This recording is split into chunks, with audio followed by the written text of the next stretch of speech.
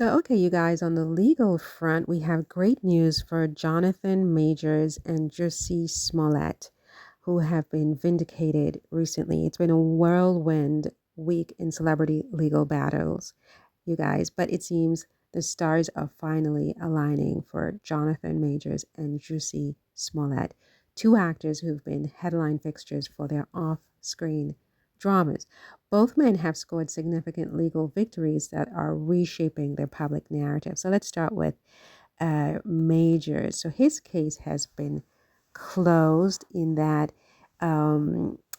Jonathan Majors is the Marvel actor who was once convicted of reckless assault and harassment, right, against his girlfriend. And he's turning the page on that tumultuous chapter. His ex-girlfriend, Grace Jabbari, has dropped her federal lawsuit in which she accused him of assault, defamation, and malicious prosecution. That's right, she has dropped the federal lawsuit. The lawsuit initially claimed that Majors had physically abused Jabbari during their nearly 2-year relationship, an accusation which Majors has vehemently denied. The legal roller coaster began circa March 2023 when Majors was convicted of reckless assault after an altercation during which Jabbari reportedly suffered a fractured finger and a gash behind her ear. Majors completed a domestic abuse prevention program as part of his sentence, but he has maintained his innocence, claiming that Jabbari is the aggressor. Now, with the lawsuit dismissed with prejudice, meaning it cannot be refiled, Majors can breathe a sigh of relief. This could mark the beginning of a much needed image rehabilitation for the actor who has become a polarizing figure in Hollywood. He did recently become engaged to Megan Good. So hopefully, again, this is the beginning of a much needed image rehabilitation. Then we have Jussie Smollett, a twist in the tale of Jussie Smollett, or Jussie. Over in Illinois, Smollett is experiencing his own form of vindication. The Illinois Supreme Court has overturned his conviction for staging a 2019 hate crime against himself. Smollett is a gay black male, and he had been convicted in 2021 of disorderly conduct and sentenced to 150 days in jail, although he served just 6 days of that sentence. The court sided with Smollett's attorneys, who argued that he should not have been charged again by a special prosecutor after the initial charges were dropped in exchange for community service. The ruling emphasized the importance of upholding agreements made by state prosecutors, even amid public outcry. Smollett's case remains divisive, with critics decrying the decision as a blow to accountability. However, for Smollett, it's a second chance to move forward and reclaim his narrative. One he still insists involves him being the victim of a hate crime, not the architect of a hoax. Now, celebrity legal battles, there's a trend of setbacks for prosecutors, right, that needs to be addressed. As Majors and Smollett celebrate their wins, their cases are part of a broader trend where prosecutors are hitting roadblocks in high-profile cases. Take Sean Diddy Combs' ongoing legal saga.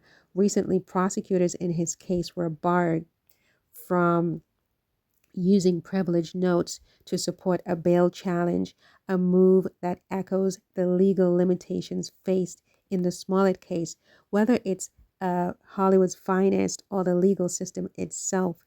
The fight for justice is really straightforward, but for Jonathan Majors and Jussie Smollett, this week brought a rare moment of triumph, proof that in the courtroom anything is possible.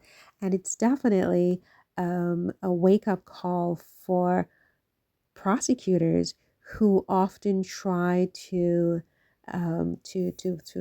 put more meat on cases that should not be fattened with, like, sort of deception or deceptive tactics, especially in the Smollett case, where you had this guy thinking he had a deal with the prosecutors, right? He did the community service that he was asked to do, and And then the prosecutors, went back on their words because of a public outcry, I guess, and decided to try him anyway and get a conviction, right?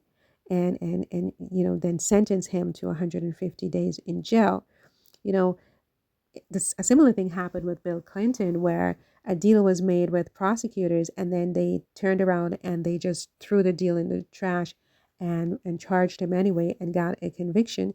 There's a certain kind of dishonesty that reeks from that. If a prosecution or prosecutor makes a deal with someone charged, they should honor that deal. And I think the court's decision, especially in the Smollett case, less so in the Majors case, um, exemplifies that the courts frown upon prosecutors who try to win at dubious using dubious tactics, who try to go back on their word, right? Who try to use social media as sort of their arbiter of what is appropriate in a case. A prosecutor's job should be to seek truth, to seek justice, not to seek vengeance or to seek a type of social justice that is based on popular opinion and not on the law, right? And certainly a prosecutor's offer of a deal needs to mean something. You can't be making deals with people and then you just back out after they meet their side of the bargain, because that will undermine the entire system of justice, the entire legal system itself. And again, I mean, the fight for justice is really straightforward, but at least there can be some integrity, prosecutorial integrity. We saw in Sean Diddy Combs' case so far, we have prosecutors who it appears are trying to win with dirty hands, with unclean hands, setting up the defendant, you know, orchestrating a raid. It's a ruse to go into the defendant's cell and take his notes, photograph his notes, listen into what he's saying with his lawyers, with his family, to try to fatten up their case so they can win and toss him in jail for the rest of his life for charges that so far seem very bare bones. I mean, you know, racketeering. Okay, but where are the co-defendants in this racketeering conspiracy, right? They're still calling people to come forward. They're still conducting grand jury hearings. They're still threatening to unleash a superseding indictment, but they can't seem to come up with anything because it's a nothing burger. Prosecutorial integrity matters.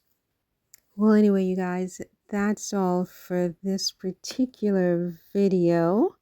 If you did get to the end of it, it would be nice if you hit the subscribe button right about now and help to support the channel. It does matter. It does make a difference if we have people subscribing organically and leaving comments and hitting the thumbs up button and definitely hitting the notification bell. When you do subscribe, there's that notification bell, activating that so that when I post new videos, you will be the first to know. And that, if I change the name of the channel, which I tend to do, you can still find me, and so on and so forth. It would be really great if you did that, you guys. But yeah, that's all for this one. I think I want to move on to the next video. So see you in the next one. Take care. Bye.